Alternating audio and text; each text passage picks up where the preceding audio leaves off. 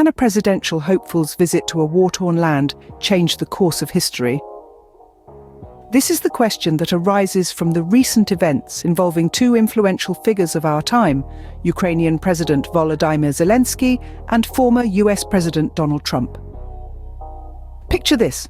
We are at the Munich Security Conference, where Zelenskyy expresses his willingness to escort Trump to the front lines of Ukraine's battle-scarred landscape, a public invitation that hinges on Trump's response.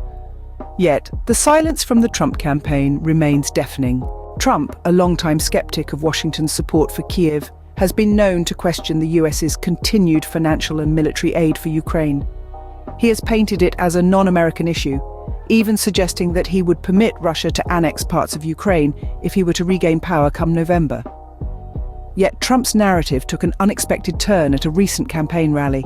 He vowed to offer more support to Ukraine than the current president Joe Biden, a staunch advocate for Kyiv funding, ever did. This statement emerged just hours after Russian President Vladimir Putin expressed a preference for Biden's re-election, describing him as a more predictable leader. But the plot thickens. The Democrat-led Senate has recently passed a staggering $95 billion aid package, including $61 billion for Ukraine. However, for it to become law, it must gain approval from the Republican-led House of Representatives. Zelenskyy, in the midst of this political whirlwind, remains steadfast. He insists that the continuation and amplification of support for Ukraine is critical, not only for his nation's freedom, but also for the rest of Europe and the free world. He argues that Russia's war is a war against any rules at all. Zelenskyy's recent travels to Germany, where he met with German Chancellor Olaf Scholz and French President Emmanuel Macron, resulted in new bilateral security pacts. A strong move amidst the European Union's approval of an additional $54 billion funding bill for Ukraine. But Zelenskyy doesn't stop there. He uses his platform at the conference to address the reported death of Russian opposition leader Alexei Navalny in a Siberian penal colony, branding it as murder.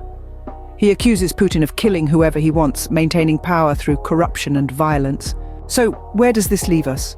We have a Ukrainian president extending an invitation to a former US president, a proposal that could potentially shift the dynamics of a war-torn nation.